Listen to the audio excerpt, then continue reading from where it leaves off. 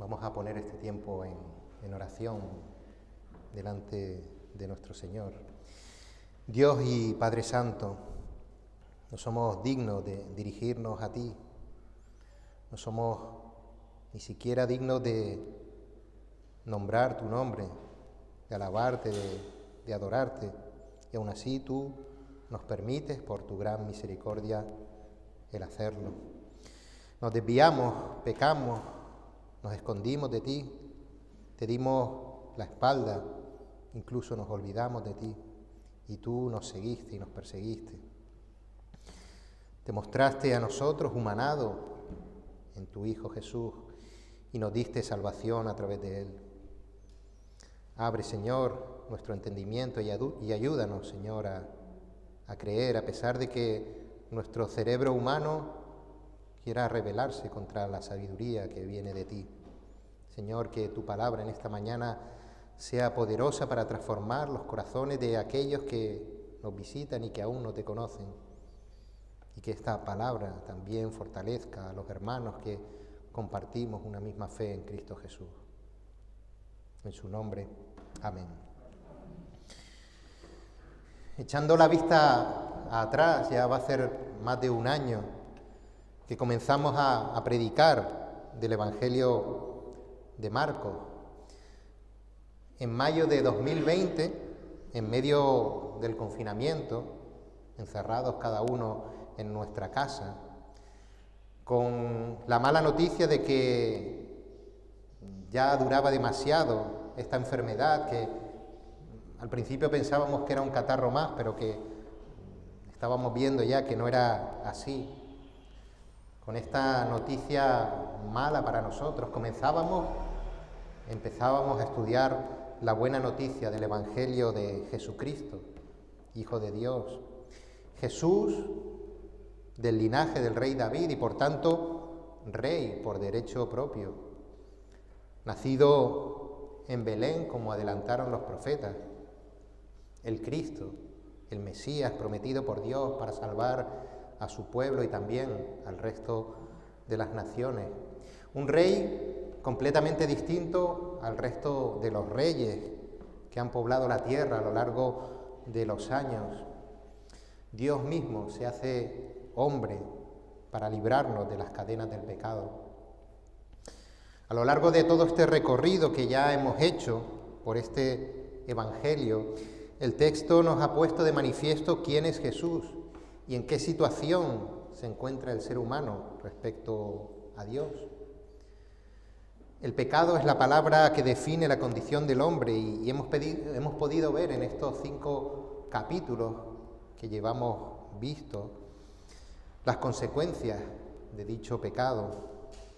Hemos visto cómo la enfermedad, el sufrimiento espiritual atacan al hombre. Provoca este pecado vidas desordenadas. Hemos visto cómo el mundo ahora es un medio hostil donde el hombre desarrolla su vida.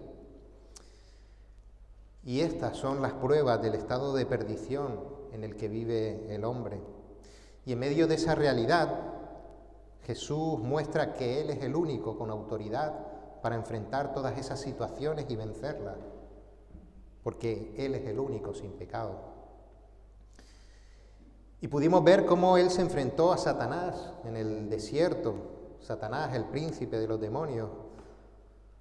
Pudimos ver cómo sanó a enfermos, devolviendo la vista a los ciegos, haciendo que los cojos volvieran a andar. A los mudos los hizo volver a hablar y a los sordos que pudieran oír. Estos milagros no eran simples milagros de quitar algún dolor de hueso, como hacían los curanderos, restregándote unas hierbas por el cuerpo. Jesús hacía los milagros que los profetas habían anunciado que haría el Mesías. Milagros que pretendían poner de manifiesto la situación del ser humano, pero sobre todo mostrarnos a toda la humanidad que Él era Dios y que había venido a salvarnos. En el texto que vamos a ver hoy distinguiremos una de las consecuencias más terribles que tiene el pecado en el ser humano y que, aunque ya la hemos visto en anteriores ocasiones, hoy se hace especialmente notoria por el lugar donde se desarrollan los acontecimientos que hoy vamos a ver. Así que vamos a abrir nuestras Biblias y vamos al texto que se encuentra en Marcos, el capítulo 6, los versículos del 1 al 6. Es el Evangelio de Marcos, el capítulo 6, los versículos del 1 al 6. También se va a proyectar la lectura. Repito, Marcos capítulo 6, los versículos del 1 al 6.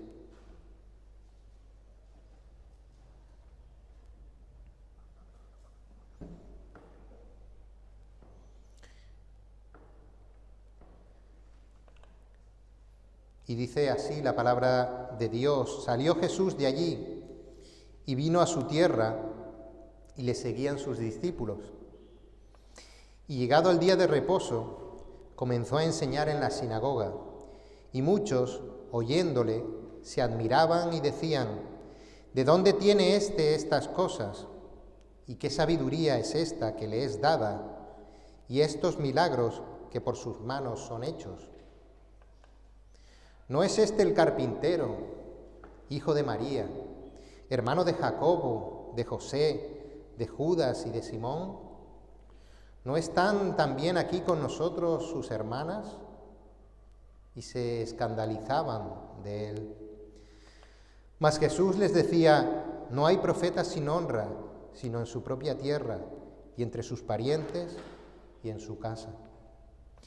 Y no pudo hacer allí ningún milagro, salvo que sanó a unos pocos enfermos, poniendo sobre ellos las manos. Y estaba asombrado de la incredulidad de ellos, y recorría las aldeas de alrededor, enseñando. Hasta aquí la lectura de esta mañana, una lectura en la que vamos a ver esa terrible consecuencia del pecado en el ser humano, que es la incredulidad. Y comienza el pasaje diciendo que salió Jesús de allí, y ese allí era Capernaum, el pueblo en el que Jesús estaba desarrollando principalmente su ministerio de predicación del Evangelio, y donde también hizo gran cantidad de milagros. Recorría también muchos otros pueblos de Galilea, pero allí en Capernaum fue donde más tiempo estuvo. Allí estaban sus discípulos, y allí es donde hemos visto que las multitudes venidas de todas las regiones colindantes se acercaban para oírle, para verle, para tocarle. Y se admiraban de su doctrina, porque les enseñaba como quien tiene autoridad y no como los escribas. Y todos se asombraron de tal manera que discutían entre sí diciendo: ¿qué es esto? ¿Qué nueva doctrina es esta? Que con autoridad manda aún a los espíritus inmundos y le obedecen. Así, de esta manera, reaccionaba la gente ante Jesús.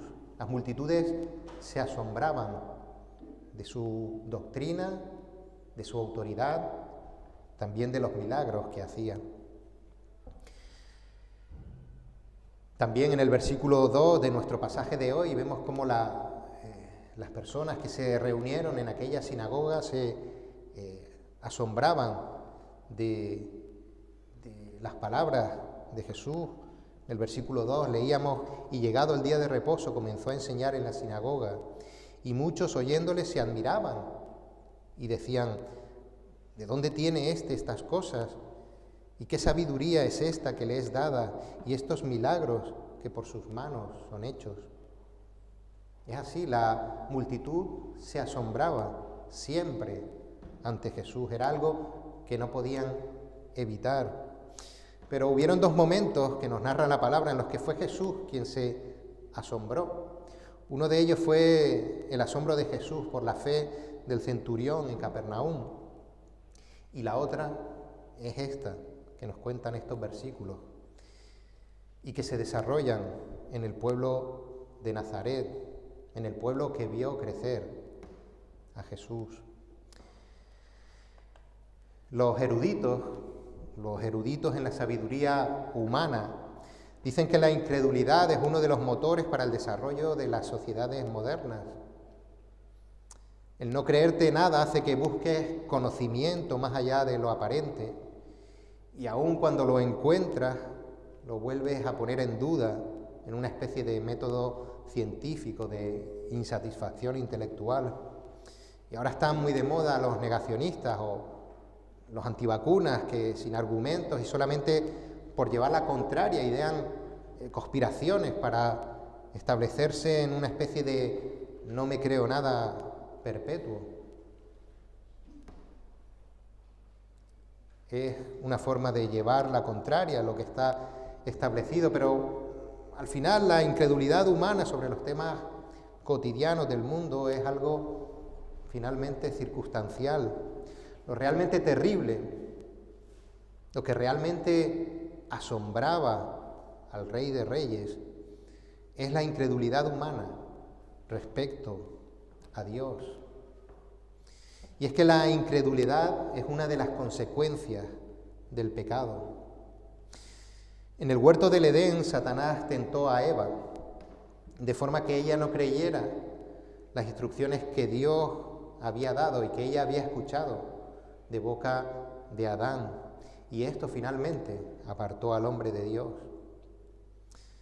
Y posteriormente, a lo largo de la historia del ser humano, los episodios de incredulidad respecto a Dios se suceden con terribles consecuencias para los hombres. La humanidad que no cree las advertencias de Noé muere ahogada por el diluvio. También la Biblia nos muestra la incredulidad del pueblo de Israel, que a pesar del cuidado divino, tanto en la liberación de Egipto como después en el peregrinar por el desierto, pues esa incredulidad provocó finalmente la muerte de una generación entera en el desierto, una generación que no pudo entrar en la tierra prometida. Pero no nos tenemos que ir muy atrás en el tiempo. Capítulos antes hemos visto la dureza de corazón de los fariseos y escribas que acusaban a Jesús de hacer sus milagros por medio de Satanás, lo que provocó que Jesús dictase juicio sobre sus vidas. Esos duros corazones de los escribas y los fariseos, llenos de una incredulidad que les provocaba odiar a Jesús. Esos corazones no iban a ser convertidos en corazones de carne y no gustarían del perdón y de la salvación. Aun con todos los ejemplos de incredulidad que nos narra la Biblia, hay algo que nos llama la atención en este pasaje, y es que se desarrolla en Nazaret. Es el pueblo donde se crió Jesús, es el pueblo donde pasó la mayor parte de su vida. Recuerden que Jesús nació en Belén, pueblo al que tuvo que ir José con María a empadronarse. Y una vez que nació Jesús, y debido al intento de asesinato de Herodes, Jesús, María y José tuvieron que huir a Egipto. Y hasta que no se murió Herodes no pudieron regresar, y lo hicieron estableciéndose nuevamente en Nazaret.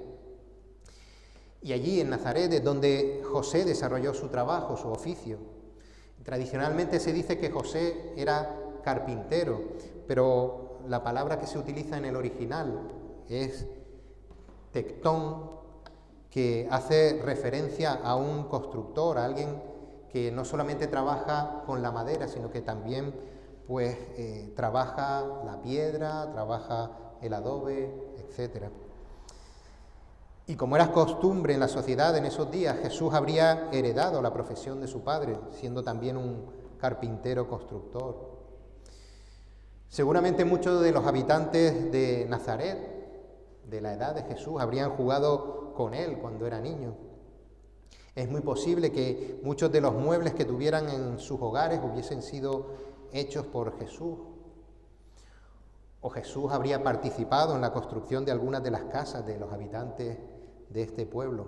No olvidemos que Jesús pasó en ese lugar 30 años de su vida, hasta que comenzó su ministerio, por lo que los vecinos de Nazaret deberían conocerlo de sobra.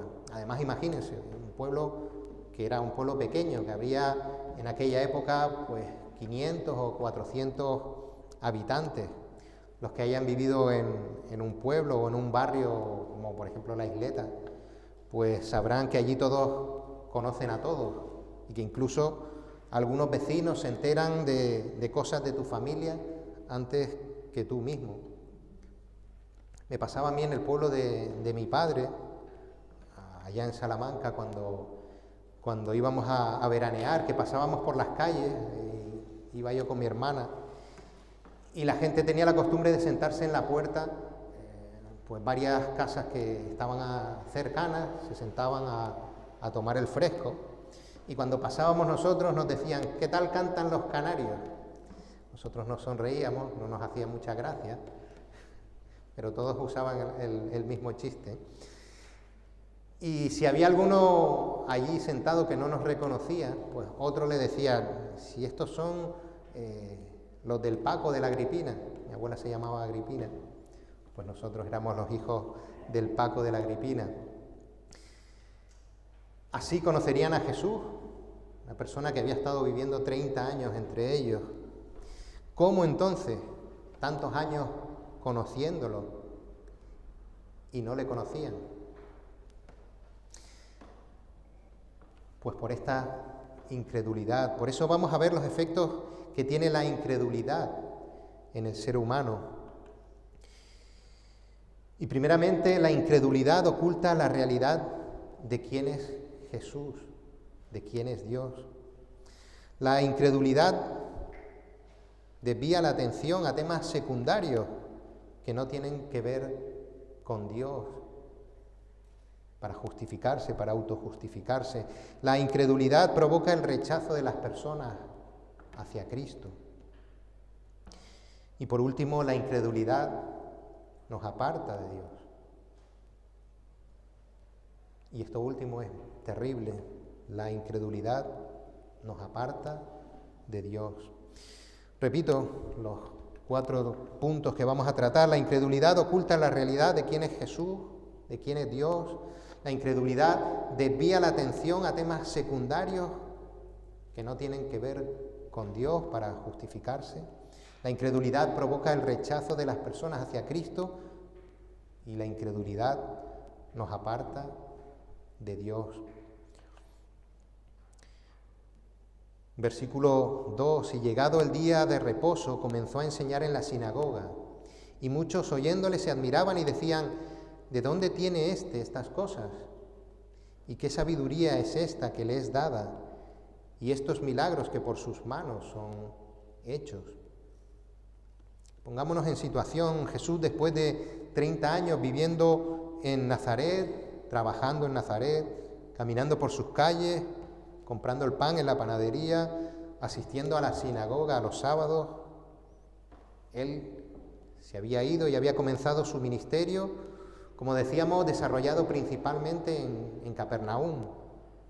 Y su fama se había extendido por toda Galilea e incluso más allá, a regiones más lejanas. Pues acompañado por sus discípulos, Jesús visita Nazaret y en el día de reposo le invitan a enseñar en la sinagoga.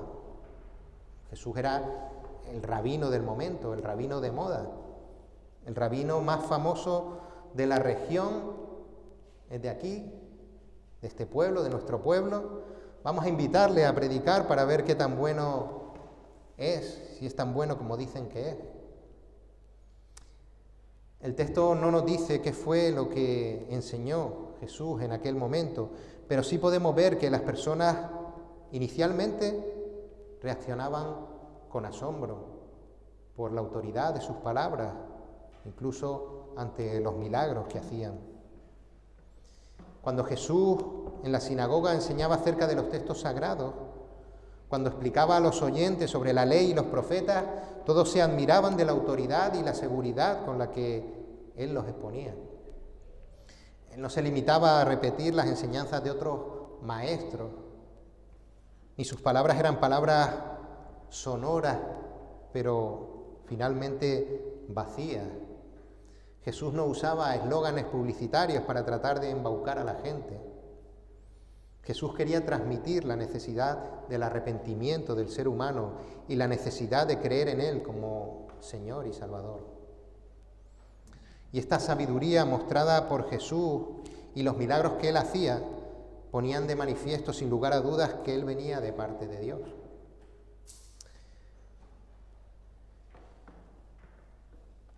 A pesar de esta primera reacción de admiración, vemos que después reaccionan con desconfianza.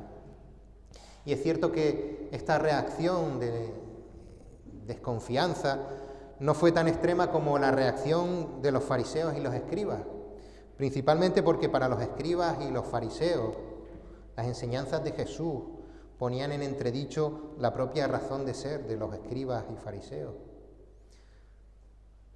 Repito, los dirigentes religiosos llegaron a decir que Jesús hacía sus milagros mediante el poder de Satanás. Son palabras muy fuertes. Pues eso, aunque la reacción de los habitantes de Nazaret, congregados en la sinagoga, no fue tan extrema, lo cierto es que no estuvieron dispuestos a reconocer que el poder de Jesús en sus palabras y en sus milagros, que los asombraban, no estuvieron dispuestos a reconocer que venían de Dios. ¿De dónde tiene estas cosas?, se preguntaban. ¿Cómo este que fue a la sinagoga, pero que no estudió con ningún maestro, puede hablar así? No podemos por menos que recordar la parábola del sembrador y del terreno duro en el que la semilla era incapaz de penetrar. Ante las evidencias que se asombraban de lo que hablaba, de lo que hacía Jesús.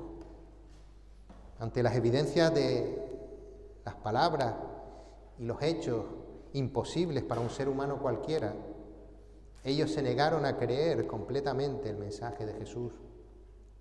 Porque, como decíamos, el texto no nos dice lo que habló Jesús, pero lo que sí sabemos es que Jesús predicaba de Jesús. Él se anunciaba a sí mismo. Jesús había venido al mundo a explicar que Él era el Mesías prometido y que era necesario que Él muriese en la cruz y resucitara para cumplir con el plan de salvación. Jesús no vino a decir "all you need is love", ni vino para establecer un sistema económico justo en el mundo, ni vino para resolver los problemas anímicos de la gente a fin de que se sintiesen realizados como personas. Jesús no venía a decir frases cautivadoras que resaltasen su inteligencia. Jesús nos habló de la realidad en la que nos encontramos los seres humanos. Dijo: señores, el hombre está apartado de Dios por culpa de su pecado y solamente el que cree en mí será salvo. El pasaje paralelo de Lucas sí nos muestra que Jesús predicaba de Jesús. En Lucas, el capítulo 4, los versículos 18 y 19, Jesús coge el rollo, el libro del profeta Isaías, y lee el texto que dice: el Espíritu del Señor está sobre mí, por cuanto me ha ungido para dar buenas nuevas a los pobres.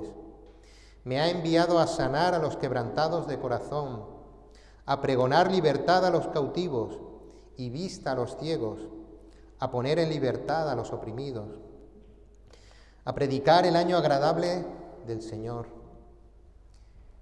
Y el versículo 21 dice: y comenzó a decirles: hoy se ha cumplido esta escritura delante de vosotros. Jesús estaba diciendo: estoy leyendo el texto de Isaías que habla sobre el Mesías, y hoy estáis viendo al Mesías delante de vosotros.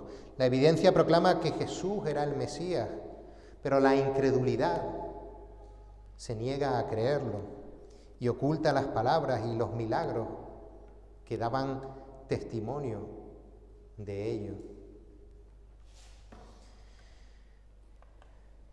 La incredulidad desvía la atención. Aquí ahora la cosa cambia. Palabras asombrosas, Una cosa es que nuestro paisano, el rabino famoso, nos maraville con sus maravillosas palabras y nos asombre con sus asombrosos milagros, pero ¿cómo va a ser este Dios? No puede ser.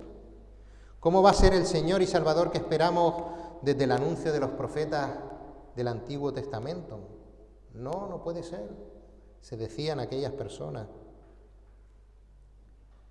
Y empiezan a comentar en el versículo 3, ¿no es este el carpintero, hijo de María, hermano de Jacobo, de José, de Judas y de Simón? ¿No están también aquí con nosotros sus hermanas? Y se escandalizaban de él. Y esta respuesta, estos pensamientos de estas personas encierran algo más que una referencia a sus familiares. Como en la mayoría de las culturas, cuando se hace referencia a una persona, se le refiere en relación con su padre. Muchos de los apellidos tienen el significado de hijo de. Por ejemplo, yo me apellido Gómez y Gómez significa hijo de Gómez, que era un nombre castellano. Pues como Pérez significa hijo de Pedro o González significa hijo de Gonzalo. También los ingleses tienen esta forma de apellidar con la palabra son. Por ejemplo, Benson es el hijo de Ben, o Johnson, el hijo de John. A Jesús lo conocían como Yeshua bar Yosef o Yeshua ben Yosef, Jesús, el hijo de José. Pues aquellas personas se decían, ¿cómo va a ser Dios el carpintero? ¿No es este el carpintero? Se decían unos a otros. El Mesías iba a ser un descendiente del rey David, pero no podía ser el carpintero de un pueblucho perdido de Galilea. También dijeron el hijo de María. Y algunos piensan que esta afirmación podría indicar que José ya había muerto. Pero también se puede interpretar como un comentario de mal gusto acerca del nacimiento de Jesús. Con ese comentario querían manifestar que Jesús era el hijo de María, pero no el hijo de José. Querían sugerir que Jesús había nacido de manera ilegítima. Esta acusación se repite varias veces cuando quisieron atacar a Jesús. Es curioso que hoy en día se sigue utilizando este argumento y lo siguen utilizando aquellos cuyo entendimiento les impide aceptar a Jesús como quien él decía que era él. No hay nada nuevo bajo el sol, no hay invenciones modernas. Ya en la época de Jesús le atacaban con esos argumentos. Pero también aquellas personas se dirían, es que nosotros conocemos a sus hermanos, Jacobo, José, Judas y Simón, y a sus hermanas. Son gente del pueblo, no son nadie especial. Pero es que vamos más allá. Es que estos hermanos tampoco creían que Jesús era quien él decía. Si lo recuerdan, los hermanos fueron a buscarlo para traerlo de vuelta al pueblo porque creían que se hallaba fuera de sí. Lo vimos en el capítulo 3 de este Evangelio. La gente entonces argumentaba, un hombre del pueblo llano no puede ser el Mesías. Es que ni sus hermanos creen estas locuras que dice sobre él mismo.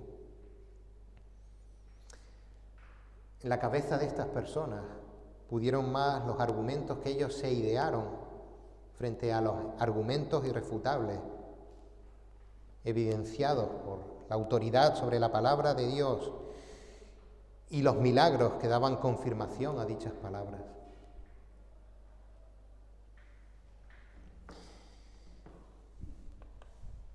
La incredulidad finalmente provoca el rechazo.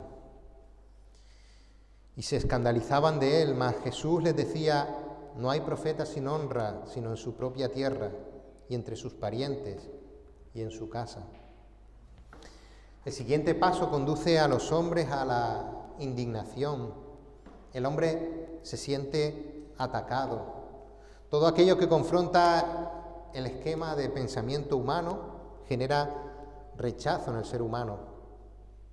Y es por eso por lo que el Evangelio es un escándalo para todos aquellos que no lo creen. El carpintero, el que iba a por agua para beber a la fuente de allí, del pueblo, el que seguramente le compraba queso al de las cabras, ese estaba diciendo que era Dios. Ya la broma deja de tener gracia, lo que dice ya es una cosa seria. Jesús utiliza esta expresión de no hay profeta sin honra, sino en su propia tierra y entre sus parientes. Y en su caso era como el dicho popular y que nosotros utilizamos diciendo la confianza da asco. ¿Han escuchado alguna vez esta expresión? La confianza da asco. Significa que aquellos que te conocen, por la confianza que tienen contigo, no son capaces de tomarte en serio en los temas serios. ¿No ha pasado a veces que han tenido que venir personas de fuera de la iglesia para escuchar, por ejemplo, consejos que antes nos daban otros hermanos, pero a los que no prestábamos atención? ¿No ha pasado a veces que no tomábamos en serio los consejos de nuestros ancianos porque, bueno, si este era Juanito o Joselito, que de niño corría por los pasillos de la iglesia haciendo trastadas, o si el anciano o el diácono este es mi hermano de sangre, o mi hijo, o mi amigo, o mi marido? Jesús hace el recorrido completo. No le creyeron en su pueblo, los que lo conocían como Jesús el carpintero, pero tampoco le creyeron sus parientes, los de fuera de Nazaret. Lo consideraban al menos un profeta. Incluso venían de regiones remotas a verlo. Pero sus paisanos, los de su pueblo, se preguntaban, pero ¿quién se ha creído este Jesús que es? Rechazo es lo que causa el Evangelio en el corazón del hombre cuando es confrontado con la verdad de su condición. Y con la verdad de que la salvación no depende de sí mismo, sino que depende de ese carpintero, un carpintero que no era un cualquiera, era Dios hecho hombre. Los discípulos acompañaban en ese momento a Jesús no sin intención. Jesús no se lo llevó de paseo. Jesús les estaba mostrando que el Evangelio iba a provocar rechazo y persecución. Y Jesús se lo repetía muchas veces a sus discípulos. Dice Mateo, el capítulo 10, el versículo 17, y guardaos de los hombres porque os entregarán a los concilios y en sus sinagogas os azotarán. También les decía, porque he venido para poner disensión en disensión al hombre contra su padre, a la hija contra su madre y a la nuera contra su suegra. Y los enemigos del hombre serán los de su casa. Estas palabras de Jesús a sus discípulos en el pasaje de hoy, pues son el ejemplo que confirma la veracidad de esas palabras que les estaba diciendo Jesús a sus discípulos. Ellos podían ver cómo su propia familia rechazaba ese mensaje que estaba transmitiendo Jesús. En los versículos siguientes a este pasaje, si Dios quiere, veremos cómo Jesús los iba a mandar a predicar y ellos se iban a llevar consigo este ejemplo de rechazo del Evangelio por parte de hasta incluso los hermanos de Jesús. Porque como recordamos de la parábola del sembrador, los terrenos son duros al Evangelio. Y solamente Dios puede ablandar el entendimiento humano para que pueda comprender el Evangelio. Y si lo recuerdan y si no, pues yo se los recuerdo. El problema no se encontraba en el mensaje. Tampoco había que tener una habilidad especial para transmitir ese mensaje.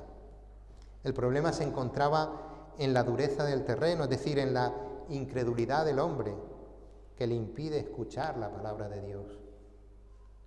Y el único que puede romper esa incredulidad es Dios mismo, a través de su palabra y por medio de la obra del Espíritu Santo en cada uno de nosotros. Finalmente, la incredulidad nos aparta de Dios. Dice el versículo 5 y el versículo 6, y no pudo hacer allí ningún milagro, salvo que sanó a unos pocos enfermos, poniendo sobre ellos las manos, y estaba asombrado de la incredulidad de ellos, y recorría las aldeas de alrededor, enseñando. La respuesta de Jesús ante la incredulidad de la gente fue que Jesús decidió no hacer milagros en Nazaret, solamente hizo unos pocos, sanó a unos pocos enfermos, dice la palabra. Y no es que le faltara poder sobrenatural a Jesús para hacer esos milagros. La realidad es que no había motivos para hacer milagros allí. Debemos entender que los milagros de Jesús servían para dar testimonio de quién era Él, dar testimonio de que su mensaje venía de Dios y que ese mensaje era la verdad, para llevar así a pecadores a la salvación por medio de la fe. En Nazaret hemos visto que ya habían rechazado su mensaje. Entonces, ¿qué iba a hacer Jesús? Iba a llevar a cabo milagros que solucionasen los problemas terrenales de la gente, los problemas puntuales, temporales, y que les hicieran olvidar el problema eterno del pecado. Podríamos pensar al principio, a bote pronto, que Jesús estaba siendo egoísta con su pueblo al no querer hacer milagros, pero es todo lo contrario. Jesús estaba siendo misericordioso con aquellas personas,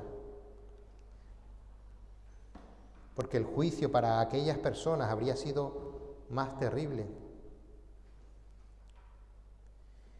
Y lo leemos en Mateo, el capítulo 11, los versículos del 20 al 24, cuando advirtió a las ciudades en donde sí hizo gran cantidad de milagros, como el Señor iba a juzgarlos con mayor severidad por no haber respondido frente a la realidad que mostraban esos milagros de que Jesús era el Mesías enviado.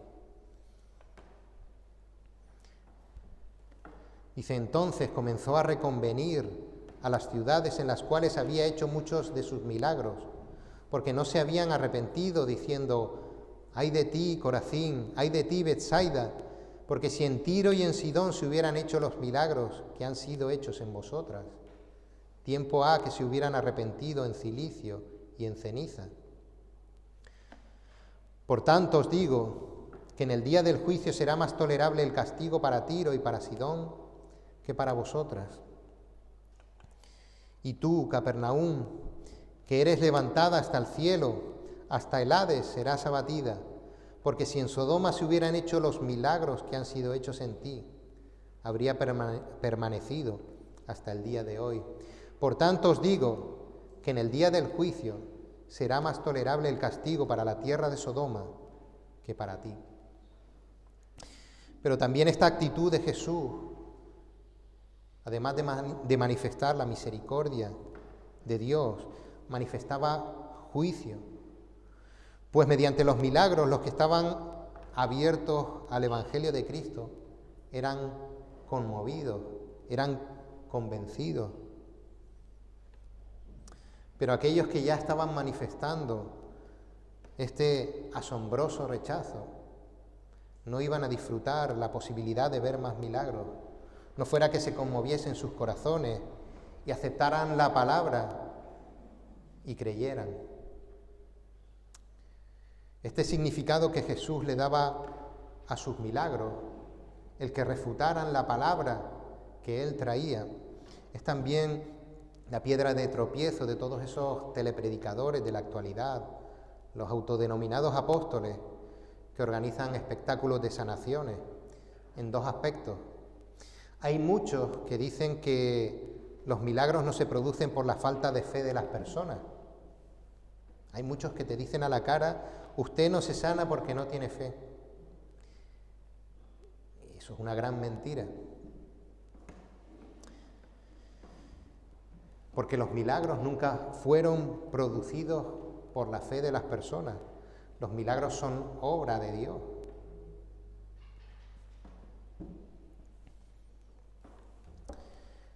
En Jesús, porque Él era Dios directamente, y en los apóstoles del Nuevo Testamento, por ser Dios quien actuaba a través de ellos. Y actuaba a través de ellos porque ellos todavía estaban completando la palabra de Dios, y esa palabra de Dios se refrendaba por esos milagros que Dios hacía a través de estos apóstoles. En esta situación en la que estamos en el texto de hoy, no fue la incredulidad de ellos lo que imposibilitó que se pudiera manifestar el poder de Cristo. Cristo decidió no hacer milagros allí. Porque ya hemos visto anteriormente cómo Jesús muchas veces sanó a pesar de la falta de fe del sanado. Leía, por ejemplo, que cuando Jesús resucitó a las personas, pues esas personas no manifestaban fe ninguna, estaban muertos. Los milagros son obra de Jesús. Otra cosa es que el creyente crea firmemente que Jesús es Dios y que tiene la capacidad de hacer esos milagros. Pero esos milagros reforzaron en otros la verdad de que Jesús era el Mesías esperado. Para el segundo aspecto, que me quedaba pendiente, y sin querer entrar en este tema en profundidad, que hoy no toca, les quiero hacer una pregunta. ¿No es verdad que ya disponemos del mensaje completo que Jesús quiso transmitirnos? Lo llamamos Biblia. Es el mensaje completo de Dios para nosotros. No va a haber mensajes nuevos de parte de Dios. ¿Dios sigue haciendo milagros? Sí. De hecho, que salga el sol todos los días es un milagro de Dios. Lo que pasa es que estamos tan acostumbrados que ya pensamos que es algo que sucede de forma mecánica, por no se sabe cuál razón, y que pensamos que se produce al margen de la voluntad de Dios, pero Dios controla todos y cada uno de los aspectos de la naturaleza. Y el sol sale porque Dios lo quiere cada día. Es cierto que Dios sigue sanando a las personas de forma milagrosa, es cierto, pero Dios ya no utiliza a personas a través de las cuales transmitir mensajes nuevos añadidos a su palabra, y por tanto no necesita que se muestren milagros que refrenden esa palabra, porque no hay palabra nueva, la tenemos en la Biblia.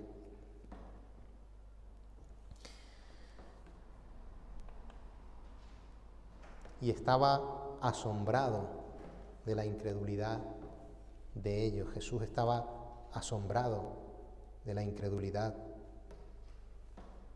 La incredulidad es algo terrible.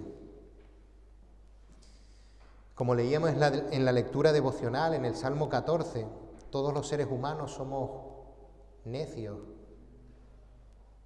Ninguno buscaba a Dios, todos nos desviamos.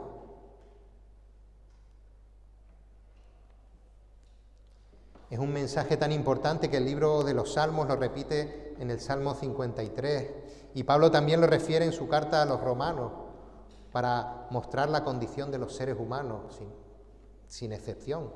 Todos estamos en esa condición.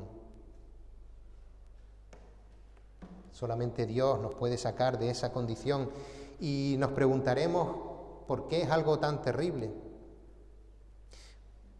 Me gustaría que en esta mañana, y a modo de conclusión, nos pudiéramos quedar con estas últimas ideas. Que la salvación es por fe y no por obras. Que la fe es un don de Dios. Que la fe se obtiene mediante el oír la palabra. Y que aún hay esperanza.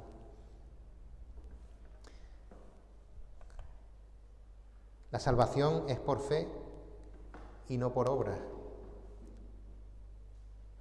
Y dice Juan en el capítulo 3, los versículos del 16 al 18, porque de tal manera amó Dios al mundo, que ha dado a su Hijo unigénito, para que todo aquel que en Él cree no se pierda, mas tenga vida eterna.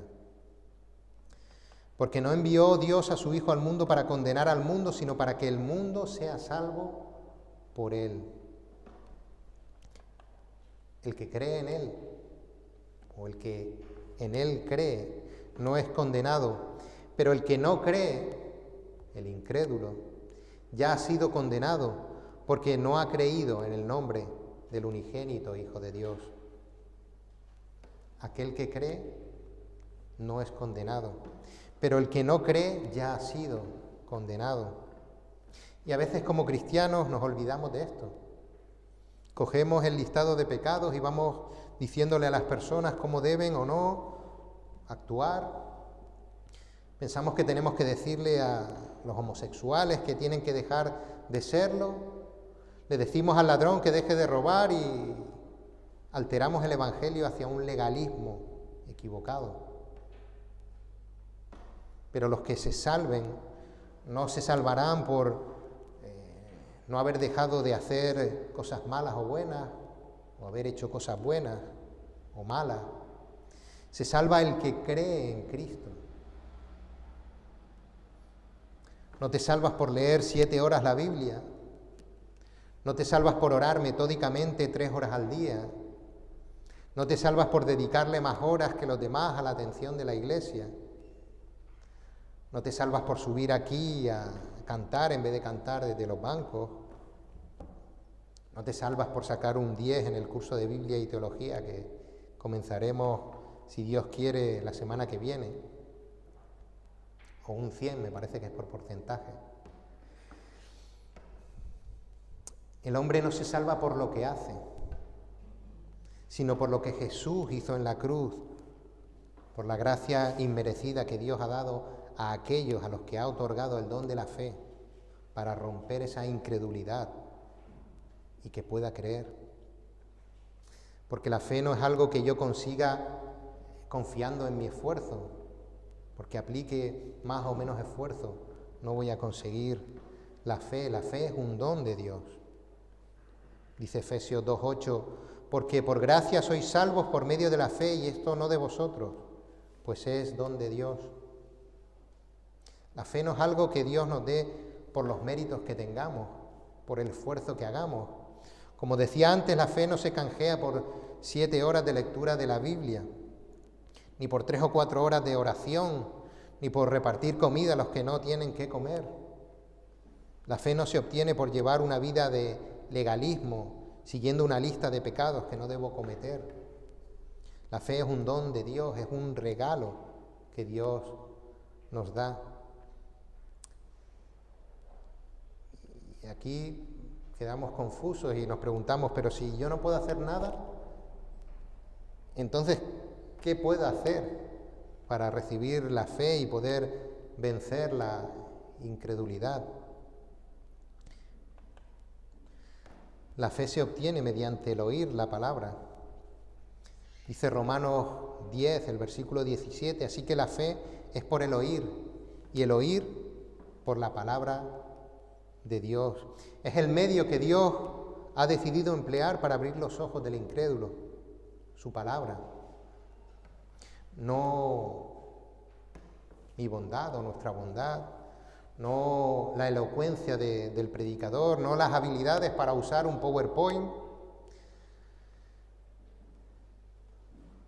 El mensaje claro de su palabra es lo que Dios utiliza para que el ser humano pueda entender su condición de pecado, su necesidad de arrepentimiento delante de Dios y creer en Cristo como Señor y Salvador.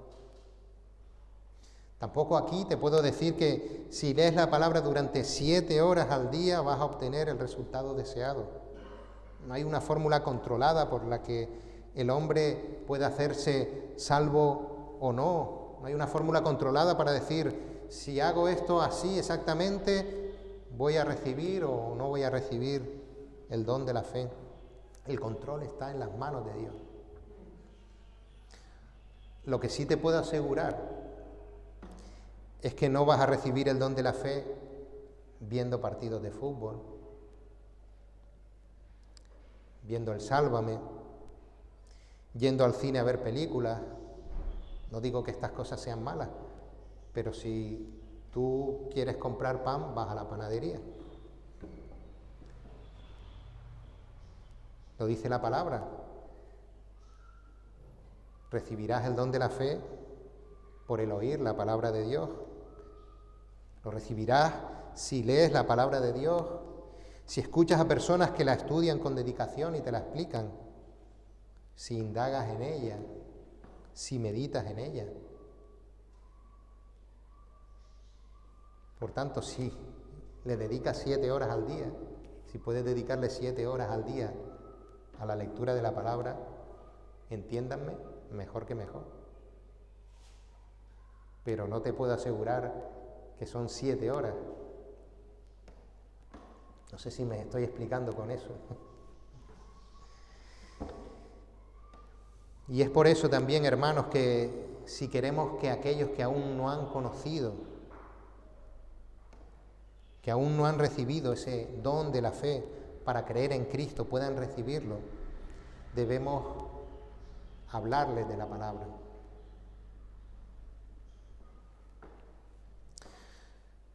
Porque todo aquel que invocare el nombre del Señor será salvo.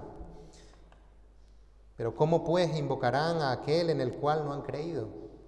¿Y cómo creerán en aquel de quien no han oído?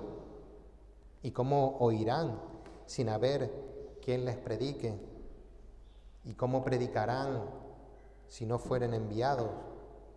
Como está escrito, cuán hermosos son los pies de los que anuncian la paz, de los que anuncian buenas nuevas. Para terminar, decirles que hay esperanza. Y sé que muchos hermanos están predicando la palabra a familiares y amigos, y les invito a no rendirse, a continuar hablando la palabra a aquellos a los que les estáis hablando. Este pasaje es un ejemplo. Los hermanos de Jesús no le creían. Los hermanos de Jesús no le creían. Eran víctimas de esa incredulidad, fruto del pecado. Pero después de la muerte de Cristo en la cruz y su resurrección, cuando los discípulos se reunieron en Jerusalén, en el aposento alto para orar, podemos leer en Hechos, el capítulo 1, el versículo 14. Todos estos perseveraban unánimes en oración y ruego con las mujeres y con quién más, y con María, la madre de Jesús, y con sus hermanos. Sus hermanos creyeron finalmente. Cuando el mensaje de la obra de Jesús estaba completo, cuando Jesús se había mostrado como el Mesías y había muerto y resucitado, la gracia de Dios también se derramó sobre estos hermanos y pudieron reconocer que Jesús no era solamente su hermano, sino que era Dios. La carta de Santiago, también llamado Jacobo, fue escrita por este hermano de Jesús. La carta de Judas, también de un hermano de Jesús. No se desanimen. Dios sigue añadiendo a su iglesia a aquellos que han de ser salvos. Por otra parte, los amigos que nos visitan, que aún no creen en Jesús, les digo que Dios les está permitiendo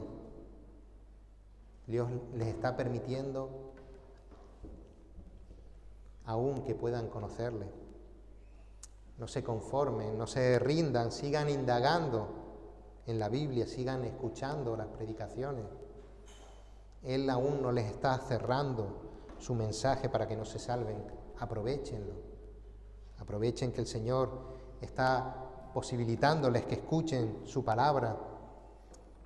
Y a los hermanos creyentes, Dios aún nos sigue sorprendiendo.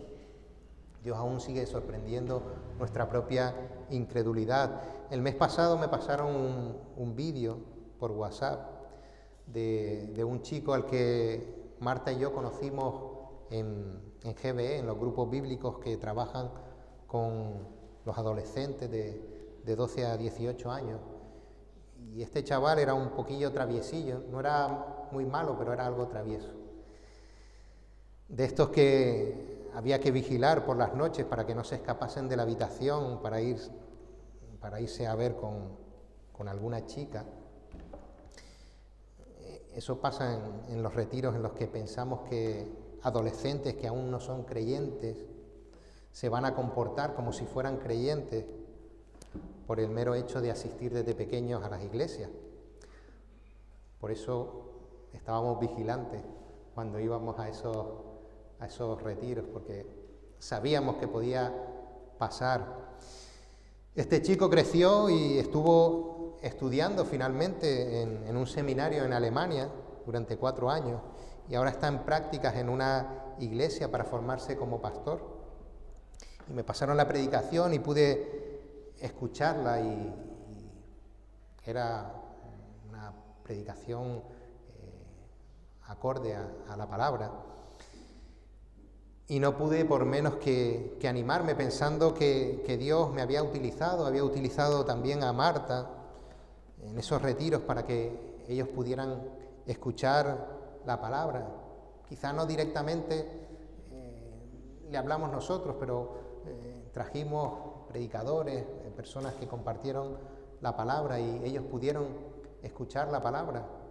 Y fue el Señor el que finalmente hizo la obra en este chico, pero que sabemos que el Señor nos utiliza, aunque sea en una pequeña parte, para realizar su obra. Por tanto, no se desanimen. Afortunadamente es Dios quien hace la obra y no nosotros con nuestros prejuicios, valorando a veces a las personas por las apariencias. Solamente Dios conoce el corazón de las personas, pero lo que es más maravilloso, solamente Dios puede transformar el corazón de las personas. Ante la incredulidad, Cristo es la esperanza. Oremos. Dios Todopoderoso, Dios Santo, cuán terrible es para el hombre la incredulidad, la consecuencia del pecado que impide que podamos verte como realmente eres, como el Dios Todopoderoso. El pecado altera nuestra percepción y somos incapaces de reconocer la autoridad que tú sustentas desde la eternidad y hasta la eternidad. Y Señor, agradecemos el don de la fe que nos permite, por medio de tu Espíritu, alcanzar el conocimiento y la sabiduría que viene de ti. Te agradecemos, Señor, el don de la fe, a través del cual podemos reconocer que creemos que Cristo es nuestro Señor y Salvador. Ayúdanos, Señor, a recordar de dónde nos sacaste para entender la incredulidad de aquellos que aún no te conocen. Y de esta manera, que no tiremos la toalla, que podamos continuar hablando de tu Evangelio de forma más directa, sin tratar de amoldarlo a las circunstancias de este mundo y sin caer en la trampa de pensar que con la voluntad humana podremos lograr un mundo mejor. Sabemos que la voluntad humana es esclava del pecado y solamente tu sabiduría puede ayudarnos a entender que solamente en ti hay salvación. En el nombre de tu Hijo Jesús. Amén.